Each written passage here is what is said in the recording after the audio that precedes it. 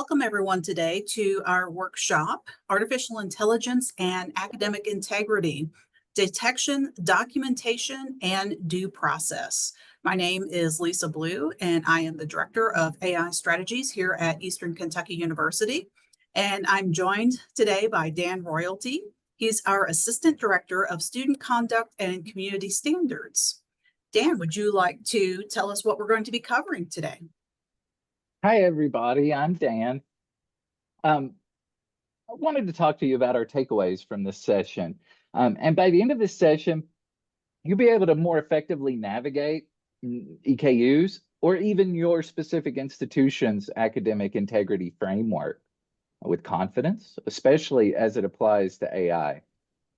We'll be able to spot red flags more efficiently in student-created work that might suggest AI involvement, and even apply a really handy decision tree to help us assess our choices during that critical point. We'll also walk through on how to document evidence in a way that holds up during the due process. And because when it comes to academic integrity, it's how we handle these cases that's just as important as identifying what went wrong. Hey, And Dan. finally, yes. Dan, can you advance the slide, please? Oh, yes, absolutely. Sorry. I know you're just so ready today. I get it. And one thing we'll also do, we'll start to approach how to redesign an assignment to foster transparent and responsible AI use. So Yeah. I'm really excited to get started. Yeah, we'll talk very briefly about that. So before we get started, though, I'm really curious, how confident are you that you can spot AI generated work? So I have launched that poll, and we've got just a brief Likert scale. So we're going to give this about a minute. And anything from 1, I'm guessing, be honest, we're all friends here, all the way to 5, I'm an ace AI detective. And then once you have added your vote to the poll, in the chat, give us one clue that makes AI writing obvious or not to you. And I can kick us off with that.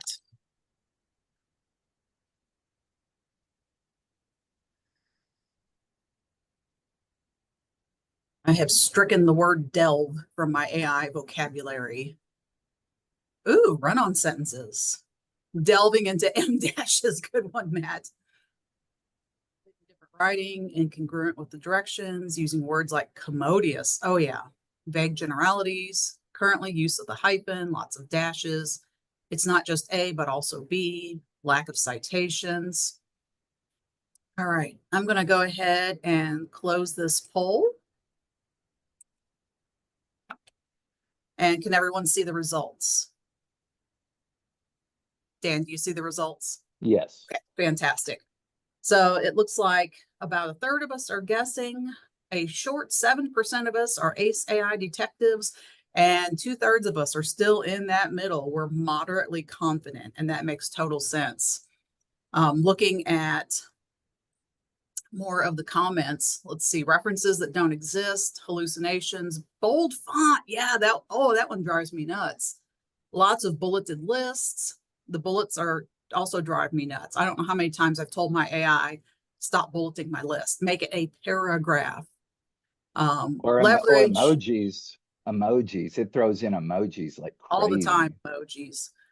Differences between previous work. Not very academic to sudden changes. It helps to have low-stake assignments. We'll talk about that. Defining terminology instead of utilizing it. Yes, we all know what a symbol is. Advanced vocabulary and fixed sentence structure. Examples in 3s and very long. Okay, looks good. So Dan, what's the state of students using AI today? Where are we at with that?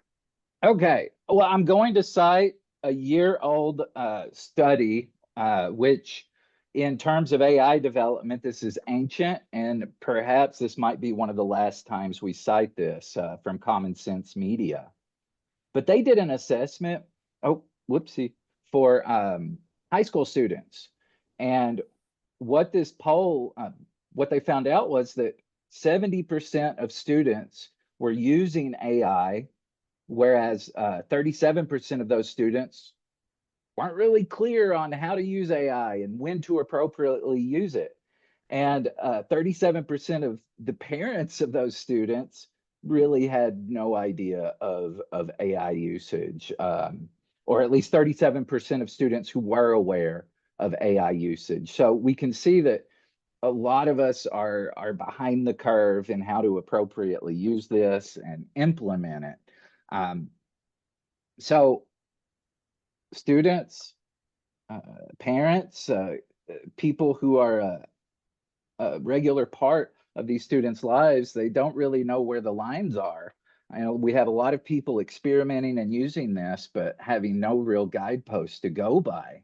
And And it faculty, raises a, oh, go ahead. oh, and faculty are trying to figure this out as well. So we're all kind of in the same boat with this. And how do we embrace or encourage innovation with this technology while still adhering to our principles of academic integrity and honesty? And it certainly is an unfolding story with no clear silver bullets, but we can figure some things out in the process. So you had some academic integrity myths. Could we look at those next? Absolutely. So to get you all started, let's look at some myths regarding academic integrity in the realm of AI, in the realm of higher education. AI detection has a place in education.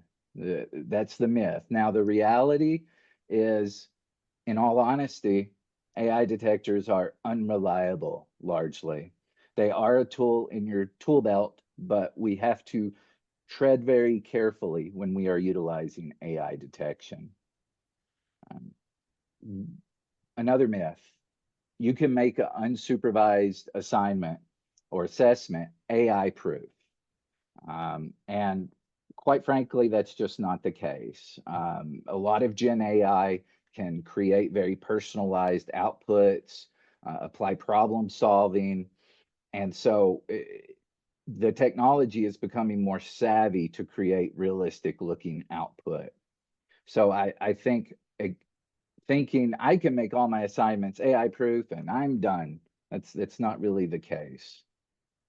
And then a single mitigation tactic is sufficient. As I said, there is no silver bullet in this.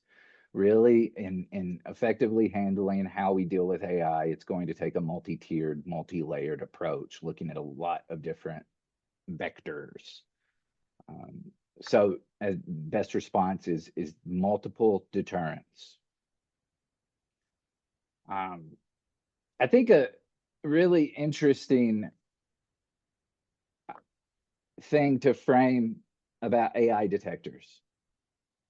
Recently at Penn State, a study was done that in people that were tested, only about half of the people tested could detect AI writing. That's like a coin toss. And I am sure that that could even become more challenging as the technology progresses and it's trained further. But I think it shows why we have to question an AI detector, because those don't always provide the end all be all explanation. So Anne has an interesting comment. She says it really depends. AI detection led to student admission of use. Anne, were you using Turnitin's AI detector, and what kind of results did you get from that? Yes, Turnitin detector, AI detector, and I looked at the directions and it said anything under 30 would be questionable, so I did not go there. But anything, I've only had several, a few instances of over 30, a couple times 80%, and in Oh, all wow. those instances, students did admit to using some form of AI. Very good. Thank you. So Dan, what do you think? Should we try our hands at detecting some AI? Do you have a I case think for us? so. I think so. Let's get into this.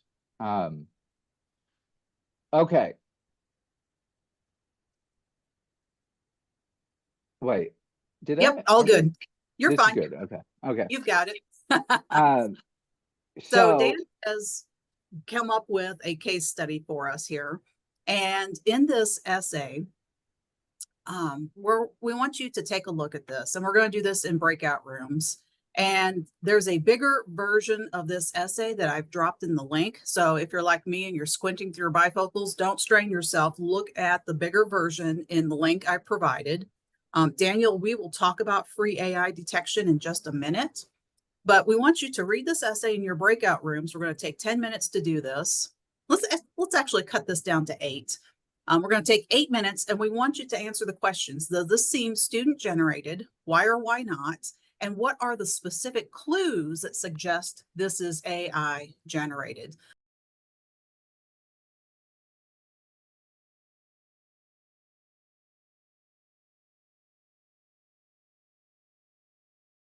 Judging by the format, it's definitely AI generated. Yep. And all these words and two generic kind of explanations and all the paragraphs the exact same length almost. So Yep. that's what they do. The words moreover, ChatGPT loves them. You're an expert at this. I'm glad you joined us today. Oh yeah, no, absolutely. I caught so many of real. And these are delved into, right? You delve into stuff. Yes. All right. So we're already starting to share. What's the general are. consensus? Is this student generated or AI generated? Oh, here's a good point. The use of quotation marks is correct, which I wouldn't expect from students. All right, we're getting some votes for AI. Yep. All right, so what were the clues? And I may begin, correct? Let's see what everybody has to say. Okay. So if you guys want to raise your hand, or you can drop it in the chat. What clues told you this was AI generated? No citations, moreover, in It's a conclusion, pivotal moment. superlatives, pivotal, groups of threes, yes. Lack of digression, summary not interpretive, very good. Sort of a canned response like from a textbook. Sentences short, grammatically correct, wasn't missing any information. Smooth grammar, perfect comma use. 5 paragraphs. Oh, AI loves the 5-paragraph essay. It's an expert at it. Why mention the French Revolution? Bold and risky move. All right, so we've got a lot of tells here. Strength of assertion. So Dan, do you want to run us through some general tells? I mean, most of these were mentioned or addressed in some way through the findings of your breakout session. But like, for instance, we've got a generic opening, as many of you all said. Sounds like it came from a textbook or even Wikipedia, a bit soulless, a bit empty. Now, secondly, the paragraph structure, as someone mentioned, it looks like it came from a cookie cutter. They're the same size, the same shape of paragraph, same heft. And usually I think in a student-produced work, you're going to see inconsistencies between paragraphs and short sentences, long sentences, run-on sentences. So a very predictable paragraph structure, which certainly is evident in this. Perfect generic language, like absolutely perfect. It sounds like an emotionless android wrote it. And it's perfect. We don't see any of the telltale signs of misspellings, incorrect spellings, which, although spell check does exist, I would think that there would be some degree of confusion or mistakes in some of the word choices. Absence of academic detail and specific evidence. We don't have any footnotes, references. When we mention the Civil War, when we mention Thomas Jefferson, it's all very vague. We don't bring up any other tangential individuals or events. So I think when you see this absence of academic detail, specific evidence, particularly that which is covered in class, a telltale sign. And inconsistent knowledge. If your memory, if your products that your student has written already, previous work, if in this new work you're seeing knowledge that wasn't covered in class that you think, I don't know that the student would probably be aware of this. I think that can obviously be a telltale sign of over-reliance upon AI. And the closing. The closing is almost like a mirror to the introductory paragraph. It's a rehash of that, which again, telltale sign. Perfect paragraph structure. Textbook case of writing a paper. So I have a question. This is Stephanie Solnier, and I teach here at EK. So some of this stuff, I have students that before AI could put this together. I teach a social welfare policy history class, and so I said that one of my students could have written this, particularly because we weren't given any prompts about what level or anything. But I tell my students in writing introductions and conclusions, your conclusion should be, your introduction should tell your reader what you're going to do, and then your conclusion should be your introduction saying, here is what I said I was going to do, and here's how I did it. So like, I'm nervous that we aren't giving students any benefit of the doubt that they're good writers, that we're making assumptions about how they're doing this, particularly based on the instructions that we're giving them. Yeah. I mean, I wholeheartedly agree. I mean, I'm an individual who used to use Delve in my actual writing, and now I've kind of been too scared to ever use it again. So you certainly raise a good point, but I think a big part of it is maybe that's why we're looking at the whole picture, the layered picture, in the hopes that we can get to a accurate stance on the matter if a student is over relying, if a student's using it too much. But yes, I totally agree. I think the danger that we run into is a student who is accused of dishonesty and they didn't do it. I mean, that can cause some serious issues on down the road, just for state of mind for the student, make them a bit more bashful in future scenarios. I agree. And yeah, and we'll talk about some ways that we can redesign assignments so that we're moving from a product-based assessment to a more process-based assessment, which I think gets around some of this. It allows more checkpoints, but it's always best practice to believe the best in your student. Ranjana, yes. Yeah, I just wanted to mention, I have a few really good writers, and they refuse to open like a ChatGPT account or something like that for the longest time, because they were so nervous, and that was their rationale, is that if I don't have an account, nobody can accuse me of using any of these. But you know, it's like now Copilot is everywhere, and so many other things are everywhere, that you have an account or don't have an account. If you lean on Grammarly or Copilot to finish your sentences, even Word does that, they all sound the same. Exactly. And that is the danger. So in addition to these specific tells that Dan mentioned, I also made a spot the bot cheat sheet, because I like to look at, well, what exactly is going on with the AI that causes this? Dan, can you advance that slide? Sure. And so, you know, like these cliched openings and closings, since the dawn of time, you know, superlatives and that closing rephrases with that stock optimism. Well, maybe that's how your student writes. Maybe that's how I wrote. I mean, I was very optimistic as a freshman in college. But I added this, why does it scream AI? Because I want you to kind of see in the background what's going on with AI, like the mechanical paragraph rhythm. That's a consequence of decoding algorithms that penalize extreme variation. So the model is programmed to give that uniform structure unless somebody is clever enough to prompt it to do otherwise. And we also see that flawless but flavorless prose, it says all the pretty things with no substance to grade on.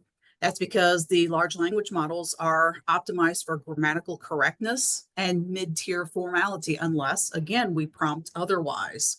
So originality, risk, and personal voice are not at all rewarded unless we bake that into our prompting. And then I also like that surface level evidence handling. You know, a lot of people noted that, well, why did it talk about this and why didn't it go into that? It's because models know quotations statistically. These are all statistical text generators, but they don't understand the context. And so it makes it really difficult. Generating pinpoint references requires a structured retrieval, and it doesn't have that on its own.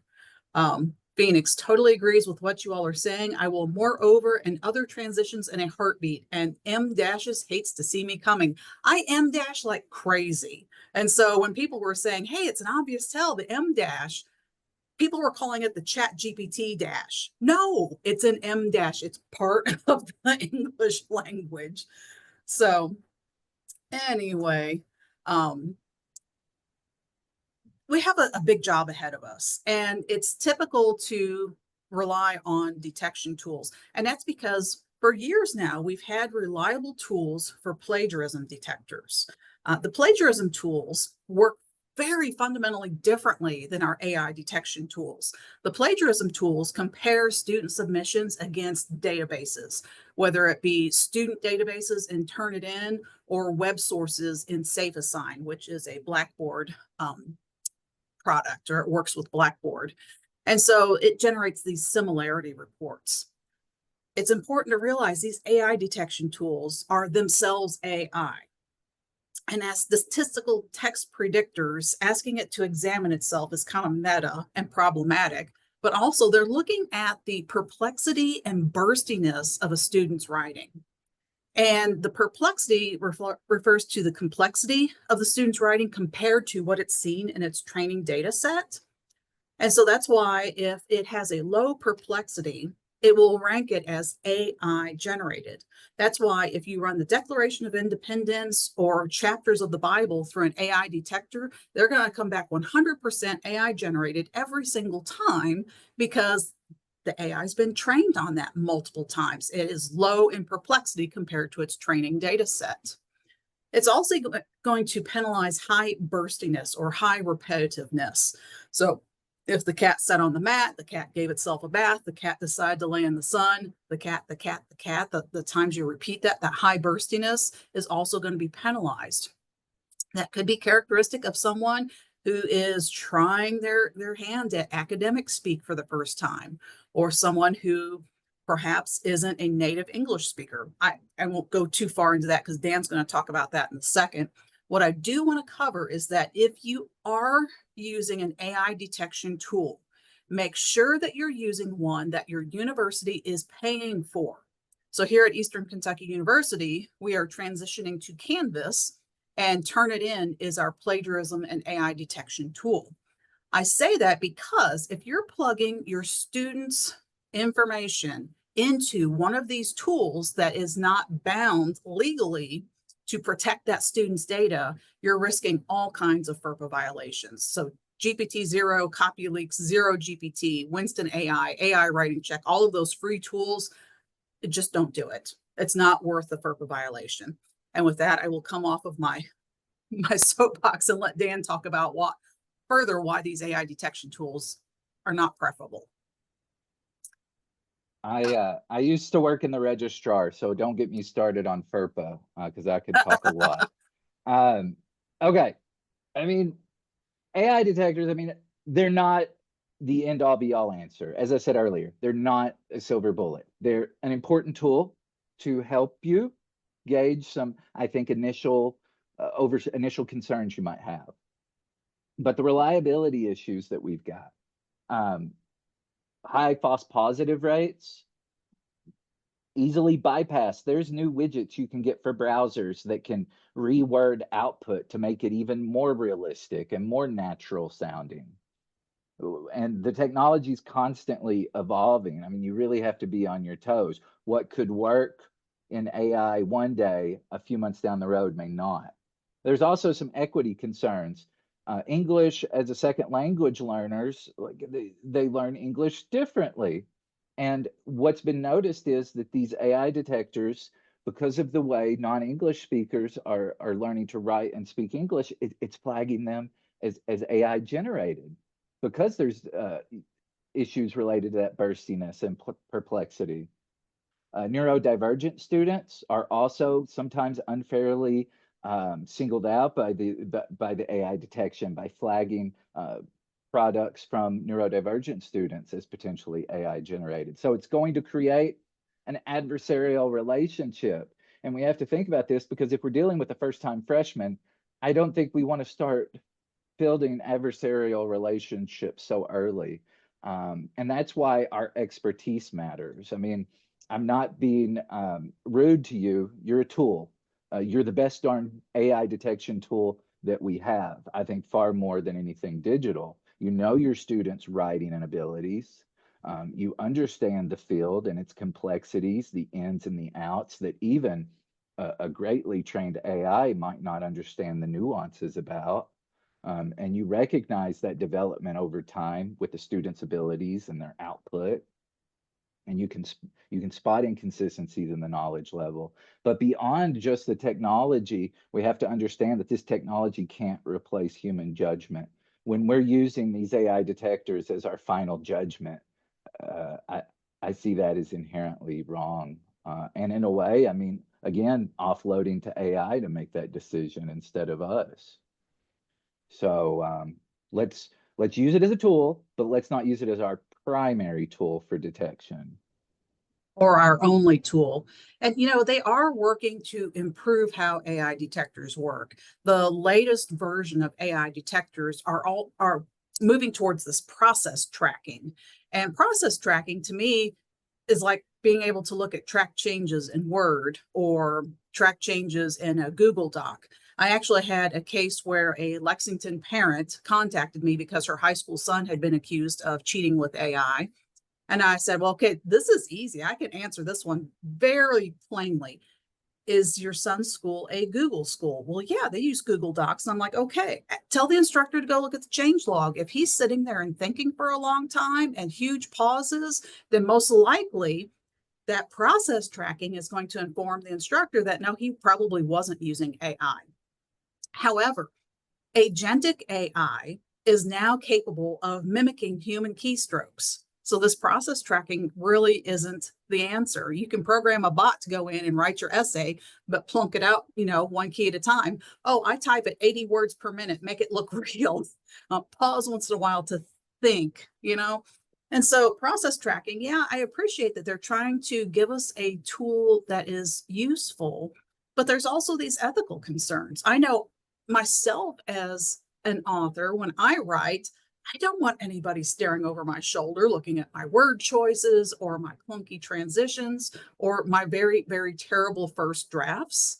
I want that creative freedom to just throw whatever sticks to the page initially, and then in my own privacy, refine it until I finally get that polished final product.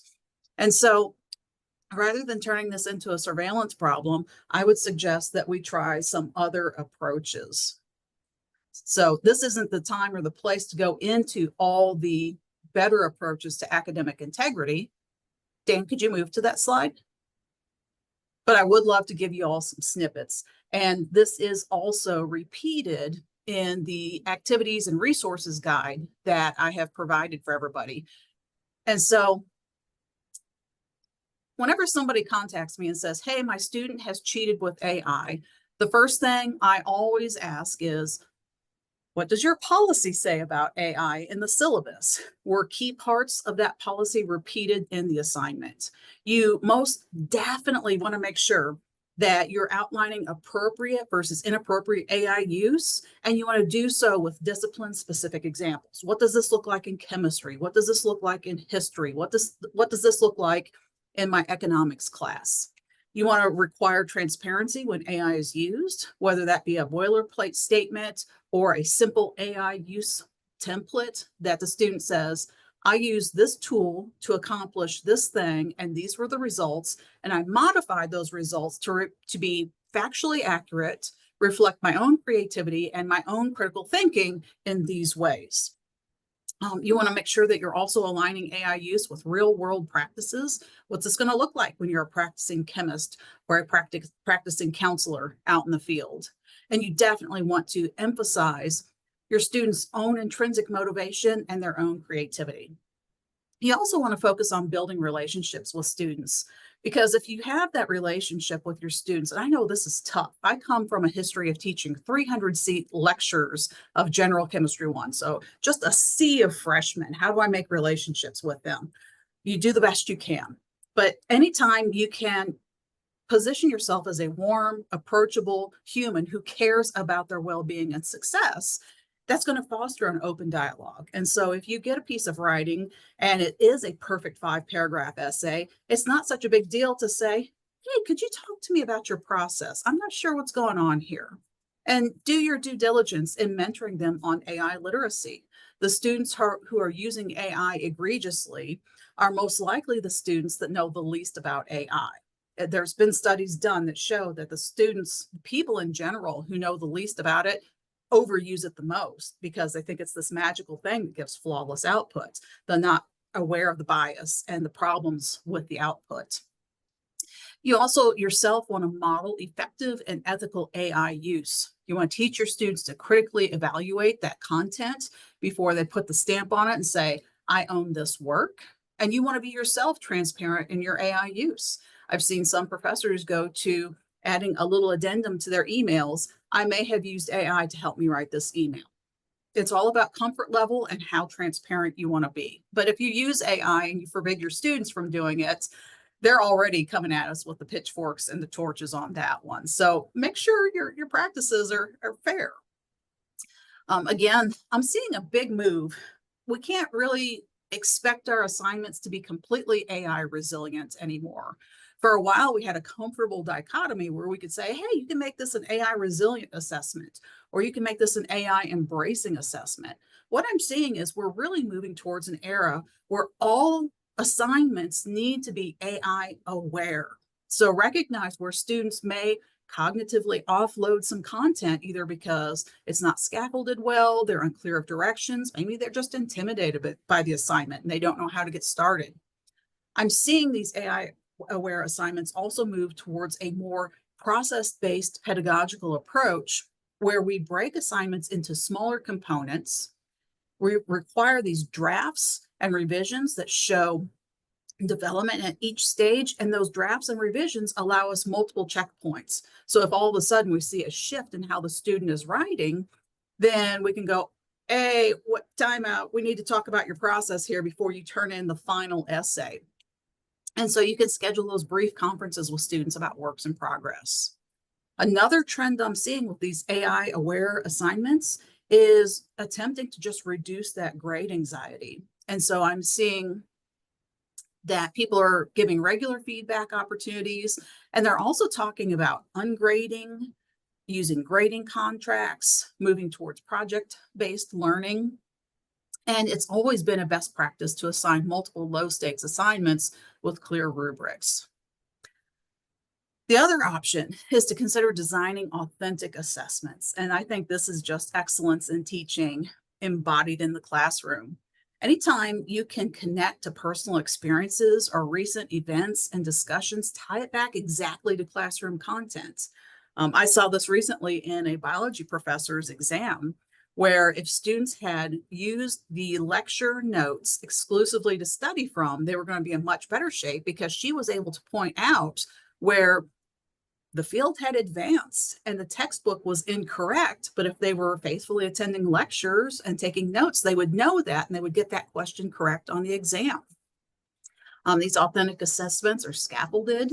You can create assignments with that metacognitive component, and you can focus on application. How are you going to use this in the real world? All of these things foster that intrinsic motivation, making students less likely to just offload it to the AI. And you always want to make sure you're ensuring equity and access for ESL and our neurodiverse students. These detector algorithms and these AI heavy workflows were trained on mainstream linguistic norms and neurotypical working patterns. So without guardrails, your alternative formats and checkpoints, these students are going to be at a disadvantage. And don't feel like you have to fix everything all at once. Begin with one assignment. Redesign one assignment, document what worked, and share with your colleagues. Close that loop at the end of the semester and say, okay, I did this assignment. How did it work? What do I need to iterate on? And then move on to another assignment and change that one up.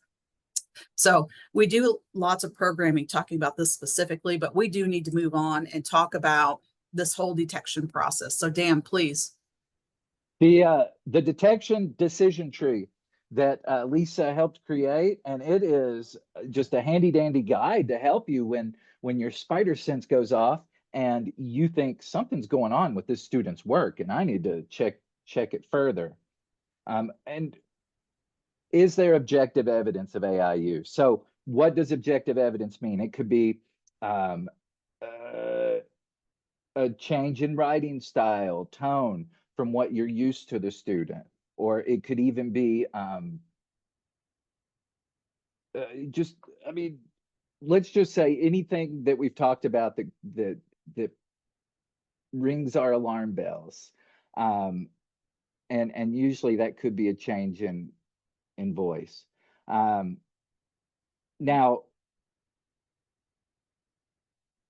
what does this mean? It could be improper, like that, or you could see fabricated sources, wrong information that is cited in the paper. Now, it is key to collect a baseline in this process because we need to have a student's prior writing to use it as a comparison to see how much the writing has shifted, to see if we're still within the student's academic ability. I think it is important to go through a checklist similar to this, a flow chart, and this is perfect. Like if there is no objective evidence of AI usage being used, we go to no and we monitor the situation for future instances. And I think at this current time, I think immediately going towards a punitive, making it official record in the student conduct process. I think for first timers or even just where this is so new, I think we should refrain from immediately making it a punitive matter because we need to educate these students as best as possible. And I think this flow chart can certainly help. And the big part is you've been nice, you've explained it as much as possible, and these problems still persist with the student. Either they're not listening or just flagrantly denying your requests. So it's a multi-tiered approach, and I don't think it just said, I don't think you should immediately say, this paper used AI. I think outreach is key first. But the flow chart does show you how important the whole process is entirely. Now, I think the first important part in any conduct case, whether that be academic integrity or behavior, we have to gather evidence. And the evidence that you've gathered as an instructor is their previous writing. It could be the original document with the timestamp on it. We need to be sure in the paper that is making our alarm bells go off. We need to highlight the areas that really show us why we're assuming that academic dishonesty or AI over-reliance has occurred. And it's just important to write everything out, every step that you've done. And even with student privacy, I think it's okay to talk to your colleagues about what's going on. But I think it causes a problem if we bring up student names. I think it can cause further issues. We need to keep an instance of academic dishonesty relegated within that class, within that instance, so that other folks' input don't muddy the waters and really make us deviate from the due process. So just be sure to maintain student privacy at all times. Now, Dan, isn't that completely an opposite though of why we report students and we get that report back? Well, I just think considering such an emergent technology, I think me personally, I think the conduct process, when you file an official report, this is after you've attempted, made outreach, made your class expectations known to the student.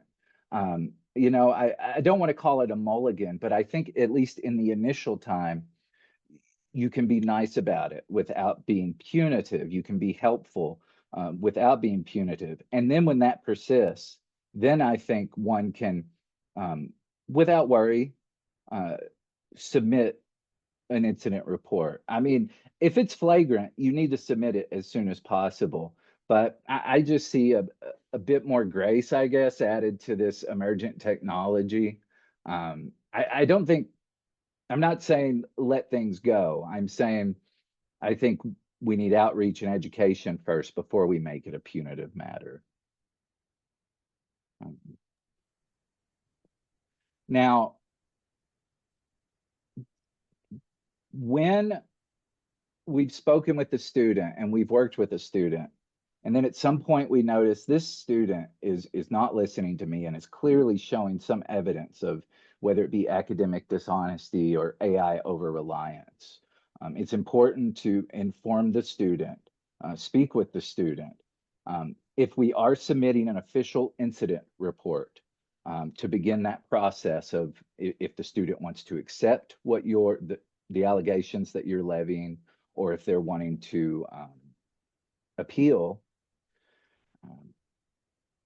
we need to notify them of every step. And I mean, I would even say, I've seen instances where an instructor meets with a student and says, you know, you have been dishonest with your use of AI. This AI platform has written your entire paper, and I'm going to suggest that you fail this assignment and undergo some AI academic integrity training, which is part of our process here at EKU. I'm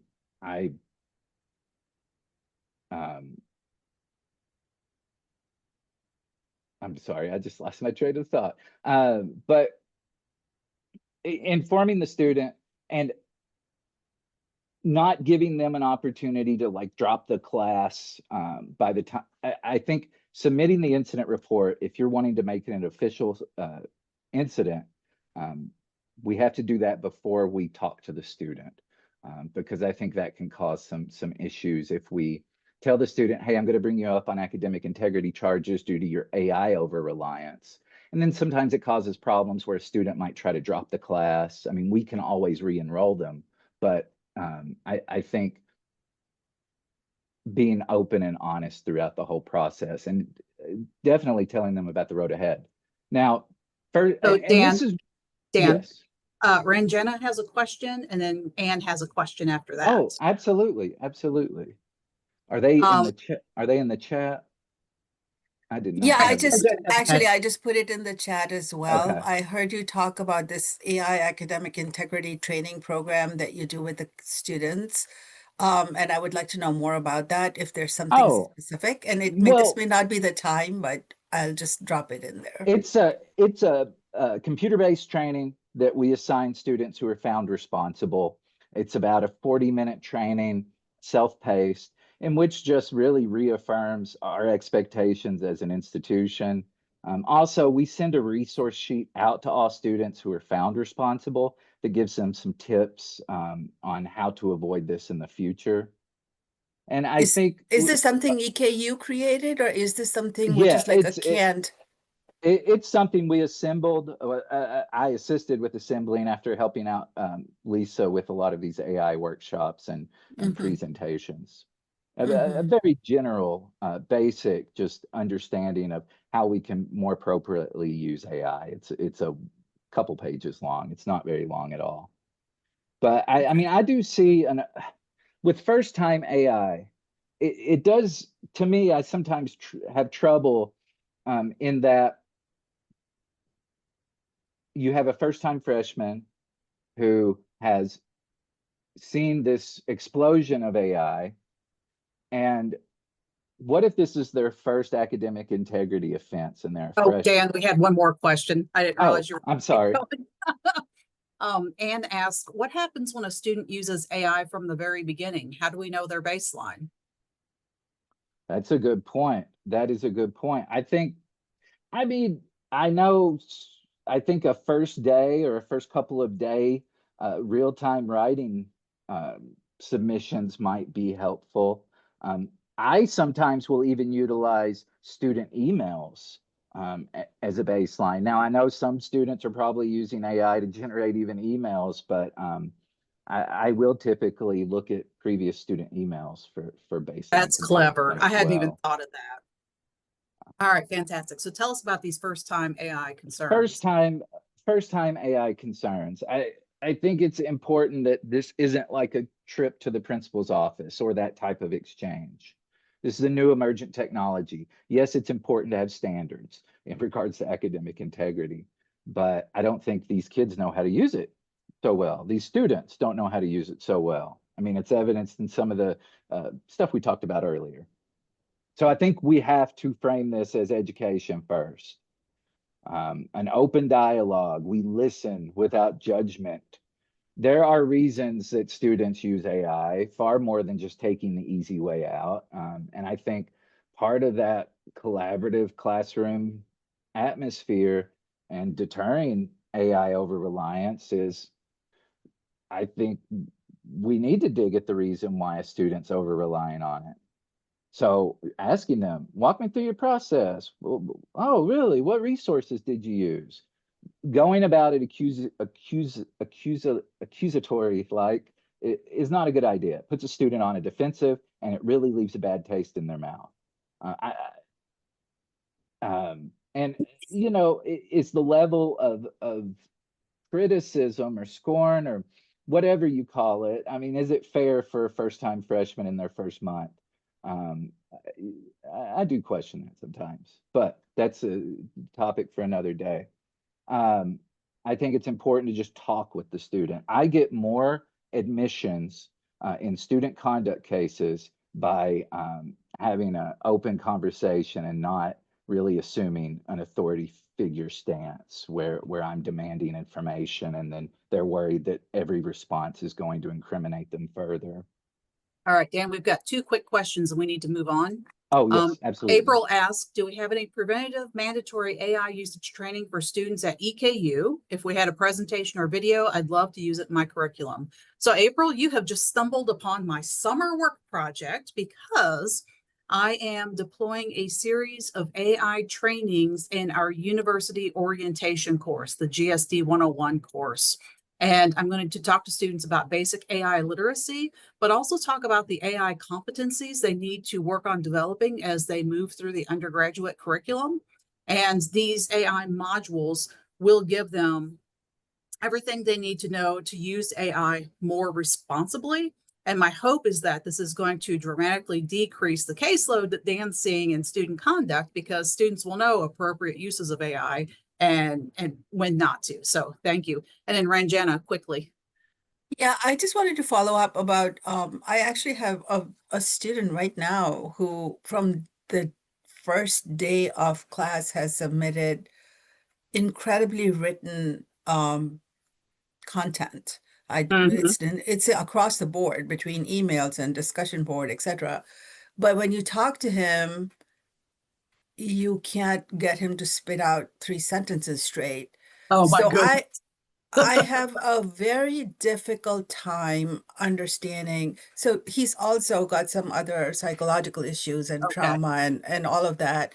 And so I'm really stuck because it's consistent and it's not your typical ChatGPT stuff. And it incorporates either he's really savvy in how he uses it and then blends his own sort of take on things. It involves his personal information as well that only he would know and no AI would generate. So I don't know how to handle that. Unless he fed it into the AI. That's also a possibility. But I think I would err on the side of the student and give them the benefit of the doubt because I've met some incredibly brilliant people who are on the spectrum, but they can't make eye contact and they have trouble communicating in complete sentences. Right, exactly. Most brilliant research papers, and I've gone to their labs to see what they're doing because it's such incredible work. So You can always bring them in and question them about their process. Talk to them about how they developed ideas and take it from there. Dan, can we skip ahead to the next slide? We're getting short on Absolutely. time. Let's see. There we go. Be Awesome. prepared. Be prepared.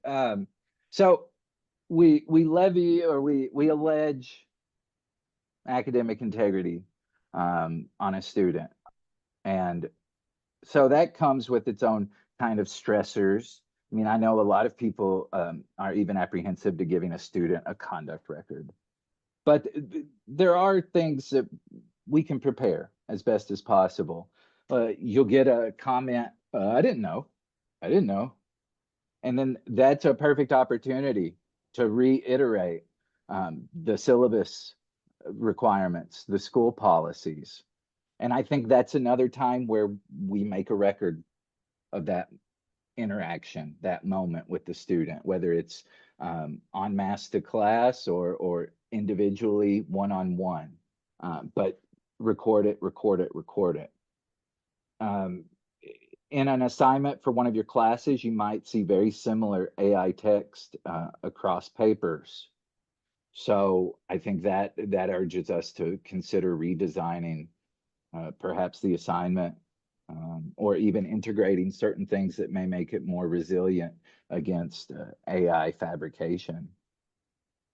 If you're unsure it's AI, which can happen a lot, I mean, it's increasing more and more. I don't even know if this is AI.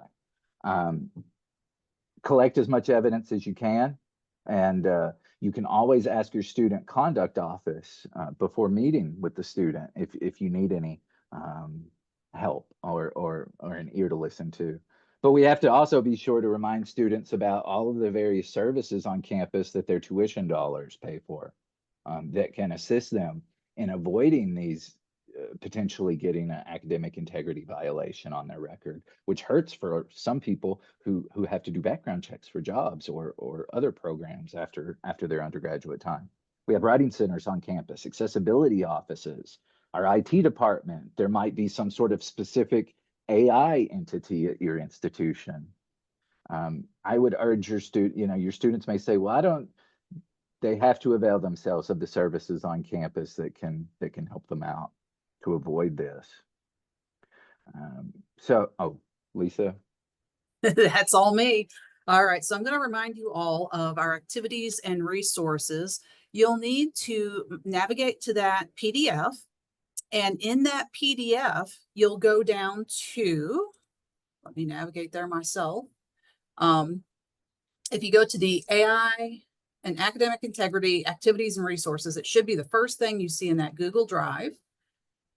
And if you navigate to, let's see, 3, 4, the top of page 5, you'll see breakout 2. It's called Make the Call, Educate, Report, or Investigate Further. We have given you a series of essays, and I've named your breakout room. Your breakout room is either going to be biology, history, nutrition, criminal justice, or freshman seminar. And you'll either be an A, B, C, or D group. If you can go back, Dan, thank you. And so depending on the name of your breakout group, that tells you which of these essays you're going to analyze. So when you navigate to that, if you have the biology essay, you'll have the title of the essay. And then right underneath that, you'll see the link to the biology incident log. As a group, I want you to read the essay, then navigate to that incident log and fill it out line by line. The task is to highlight any red flags. And if you want to use previous discussions, the Spot the Bot cheat sheet, or just what you've learned in general, if you're having trouble with the links, I don't know why that link does not work when I put words with it.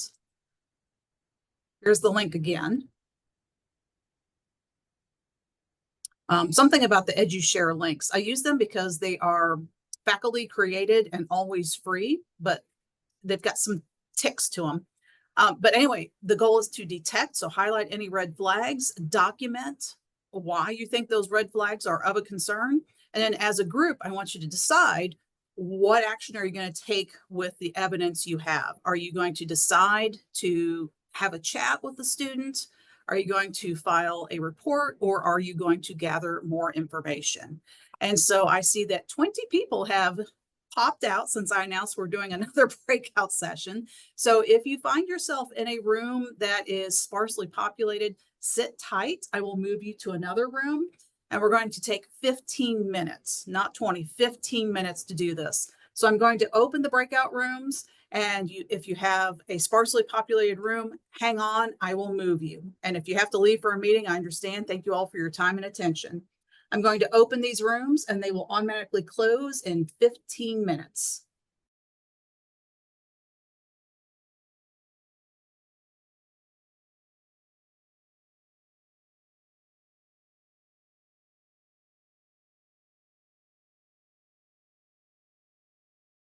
All right, fantastic. Welcome back, everyone.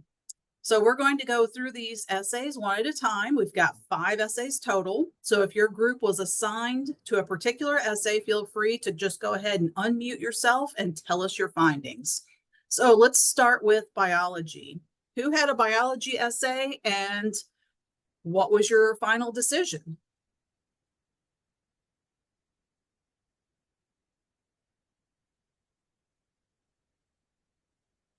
Nobody was in biology? I can talk about our group. Okay, thank you, Courtney. Please do. So our initial thought was that it was not AI generated. There weren't really strong red flags for us, except for the fact that the textbooks that were cited were a bit older, like 2014, 2017, but we Googled them and they were real.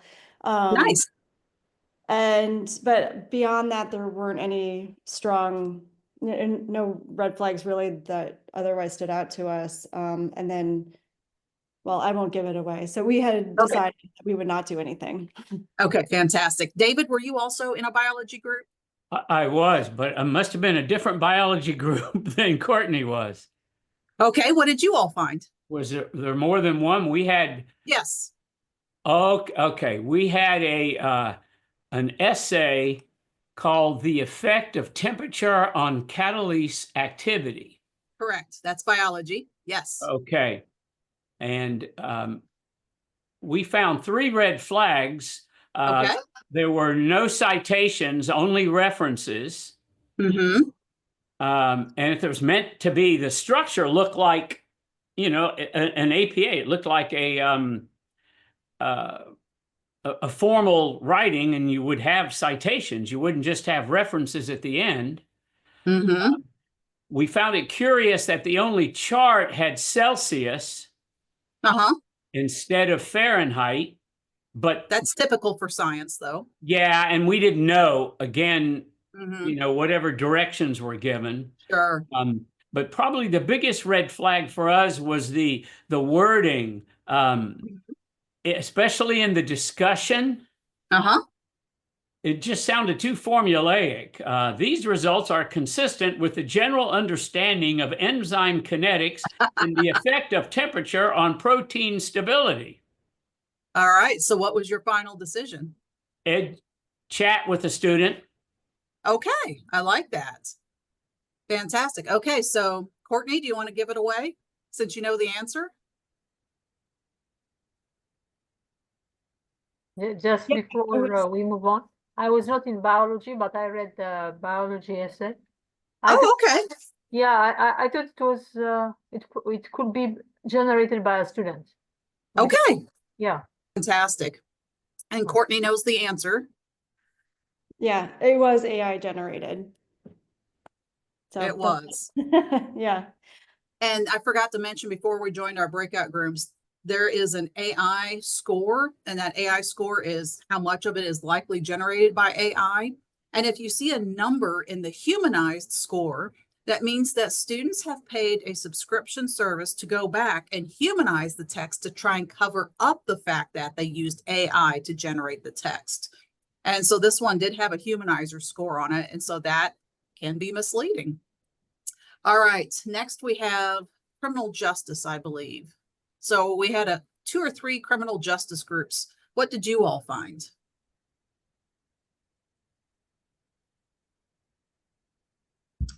We were criminal justice group B. Okay.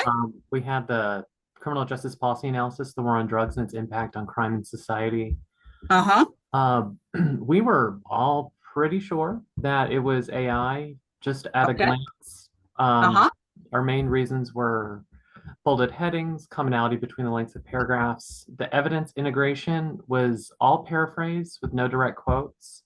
Very good. And then there was a big tell. Oh, for sure. And there was mistakes in formatting, but no mistakes in grammar. Right. So it looked like something was copied from AI and then changed, but not to. Yeah. So you get it. And then, but again, we wouldn't jump straight into filing the incident. We'd first have a talk with the student about how they negotiated the work from the prompt and what are your thoughts, and ask specific questions about the research. Awesome. So that one was also AI generated. Knew it. Dead link and source material didn't make sense. Thank you, Danny. Okay, so let's jump quickly to our next one. Dan, can you advance the slide? The next one is freshman seminar. Who had that one, and what did you decide? My PowerPoint's crashing, just so you know. Oh, okay. Just wait one moment. 5 minutes left to go. That makes perfect sense. So freshman seminar, what did we think about that one?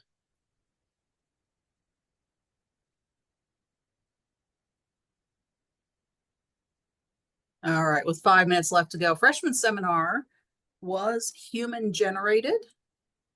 And so if you didn't think that one made sense as AI generated, that was correct. What about nutrition? Did anybody have anything to say about nutrition?